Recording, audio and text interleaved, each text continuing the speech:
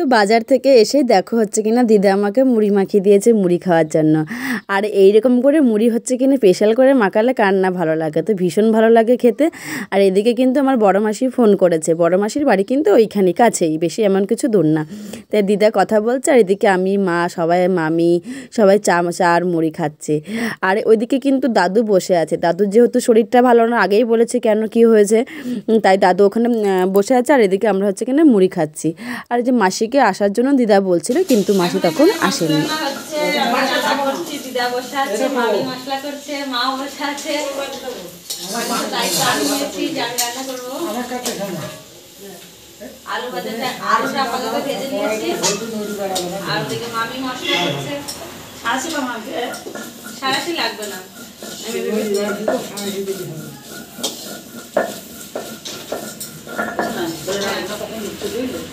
এখন না পরে দেবো। তোমার নাচ জামাকে দেখাবো, বুঝেছ? হ্যাঁ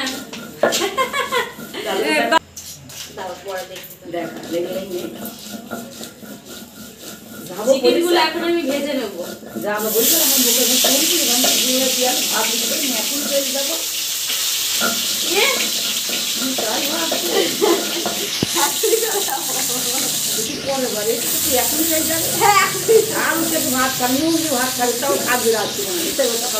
চিকেনগুলো আজকে ভেজে রান্না করে খাওয়াবো।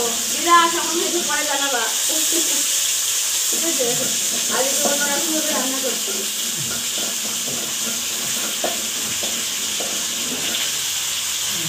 এখন আরো আদা সময় দিতে দেখ, ওই তো আদা হয়ে যাবে। আদা তো আছে, আলু তো আছে। না না হয়ে যাবে, চুপ কর। হ্যাঁ এখানে তেল দেন। হ্যাঁ তাই তো, ওটা দাও দিদা। আমাকে দাও মশলা করছি, মোটর ছাড়িটা তুই ছাড়াও দিদা। হ্যাঁ ছাড়াই না, ভাজা হয়ে যাবে সেগুলো। আমি তো ছাড়াই না, আমি তো খাই না, ছাড়াই দেখাও, ওখানে দেখাও। দিদা এখন এই ঠ্যাংগুলো বাঁচছে, ভাই খেতে খুব ভালোবাসে এই ঠ্যাংগুলো, তাই এখন এই ঠ্যাংগুলো বাঁচা হচ্ছে।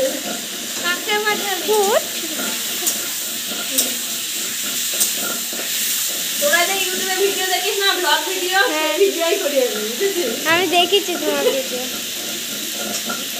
তোরা ইউটিউবে দেখিস?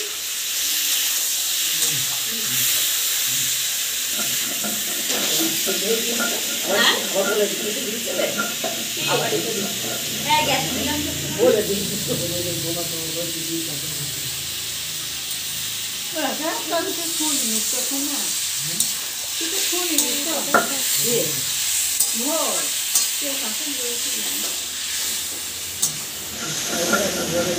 এই মাংসটা হবে পুরো বিয়ে বাড়ির মতো স্টাইলে, বিয়ে বাড়ি এইভাবে রান্না করে খেতে।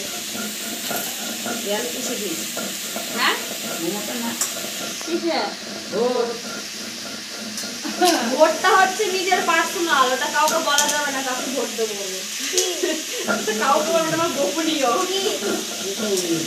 কি বলো দিদা, তাই না? ভোট দেওয়াটা নিজের পার্সোনাল, ওটা গোপনীয়, কাউকে বলা যাবে না ভোট দেবো।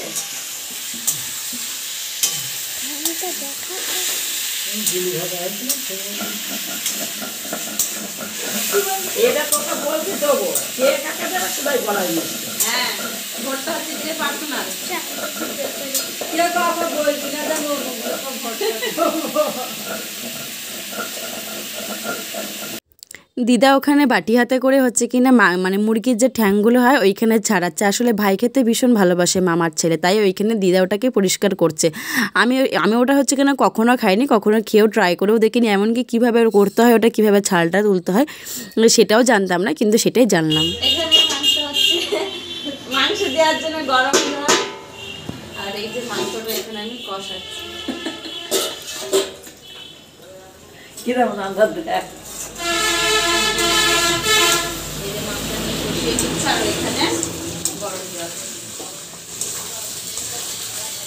জলটা দেবো তাই বসিয়েছি।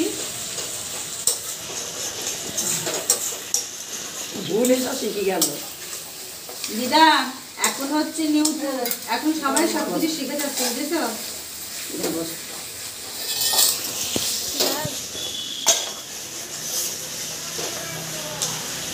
কালারটা দেখতে খুব ভালো লাগছে। অনেক দিন পর কিন্তু দিদার বাড়ি আমি আবার রান্না করছি। আসলে মামি করতো রান্নাটা, মামিকে বললাম দাও, আমাকেই দাও, কারণ তুমি তো রান্না করোই, আমি তোমাদেরকে আজকে রান্না করে খাওয়াচ্ছি। তা যাই হোক, এটাই বেশি ভালো লাগলো যে সবাইকে নিজে হাতে অনেক দিন পর আবার রান্না করে খাওয়ালাম। আর তাছাড়া দেখো, সবাই মিলে একসঙ্গে থাকলে তো আরও বেশি মজা লাগে। আর তাছাড়া দিদার বাড়িতে খুব একটা বেশি থাকা হয় না, যেহেতু ওখানেই কাকার বাড়িতে বেশি থাকা হয়। তাই অনেক দিন পর দিদার বাড়ি এসে রাতও কাটাচ্ছি, মানে বাড়ি চলে যাচ্ছিলাম, কিন্তু দিদা অনেক আমাদের আটকে দিয়েছে, তাই রাত্রিকে হচ্ছে এখানে থেকে গেছি। আর তাছাড়া দেখো, মামি কিন্তু মশলাগুলো কিন্তু শিলনোড়াতেই বেটে দিয়েছে। আসলে শিলনোড়া মশলা কিন্তু অনেক দিন পর খাচ্ছি। আসলে এই মিক্সার হওয়ার পর থেকে শিলনোড়ায় বেটে আর ইচ্ছা করে না, খুব আলসেমি লাগে খেতে। তাই অনেক দিন পর এটা হচ্ছে কিনা একটা রান্না আর একটা স্বাদ পাচ্ছে এখান থেকে। কিছু বলো দিদা, ঠান্ডা ভালো করে দাঁড়িয়ে, তুমি কিছু বলো। তোমার নাতনি এসছে, বাড়িতে মেয়ে এসছে, এতে কিছু বলো, তোমার কেমন লাগছে? বলো দিদা কেমন? আরে এমনি বলো তুমি, ফোনের দিকে তাকিয়ে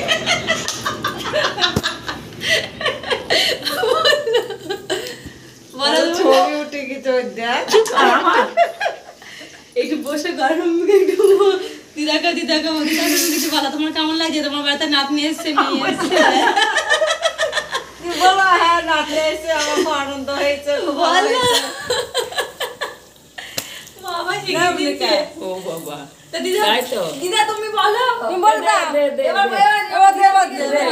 নাতনি এসে খুব আনন্দ হয়েছে, হাসি হয়েছে, রান্না করছে, ভালো লাগছে।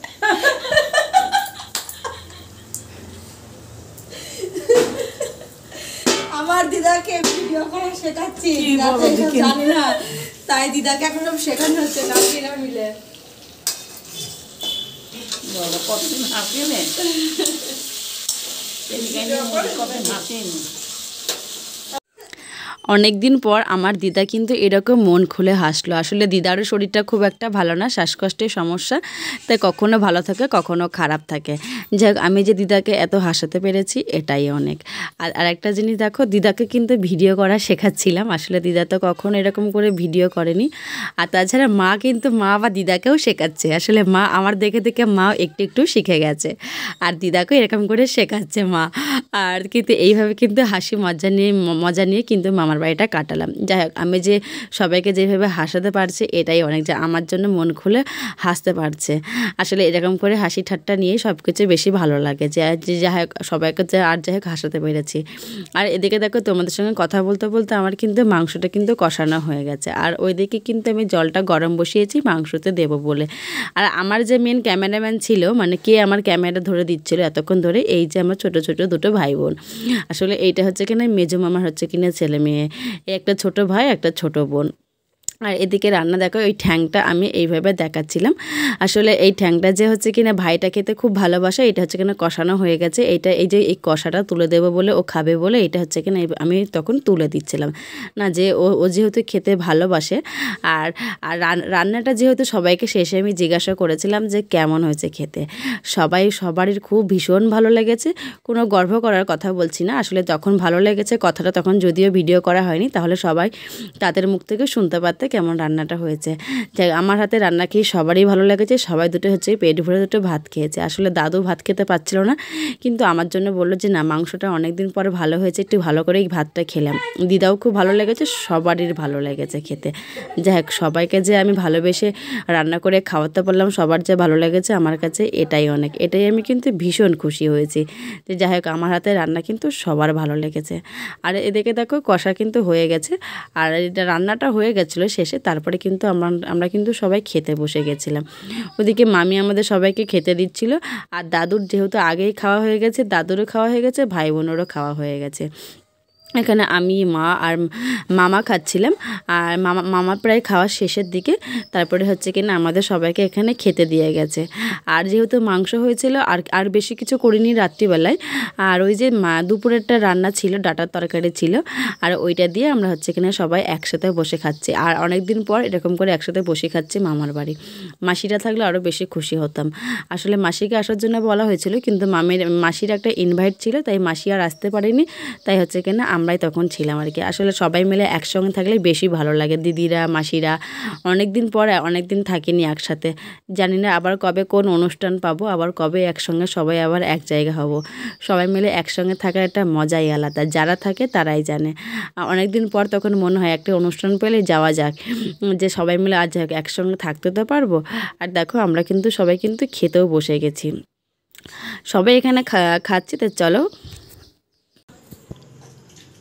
তো আমার খাওয়া দাওয়া পুরো কমপ্লিট। অনেক বছর পর দিদার বাড়ি রাত কাটাচ্ছি, মনে হয় বহু বছর পর। মানে থাকা হয় না, আসা হয় কিন্তু চলে যাওয়া হয়। যেহেতু এখানে কাকার বাড়ি, তাই কাকার বাড়িতেই থাকা হয় বেশিরভাগটা। অনেক বছর পর এখানে রাত কাটাচ্ছি দিদার বাড়ি, কিন্তু মাসিরা থাকলে আরও বেশি ভালো লাগতো। আসলে মাসি নেমন্ত্রণ আছে, মাসি নেমন্ত্রণ খেতে গেছে, তাই মাসি আর আসবে না এখানে। নেমন্ত্রণ না থাকলে মাসিকে যেভাবে হোক জোর করে আটকে রাখতাম। তো চলো, ভিডিওটা এখানেই শেষ করছি। সবাইকে গুড নাইট জানিয়ে আজকের মতন টাটা। পরের ভিডিও নিয়ে আবার আসছি। ভালো লাগলে অবশ্যই চ্যানেলটি সাবস্ক্রাইব করে দিও, লাইক করে এবং শেয়ার করে দিও। তো আজকের মতন টাটা, বাই।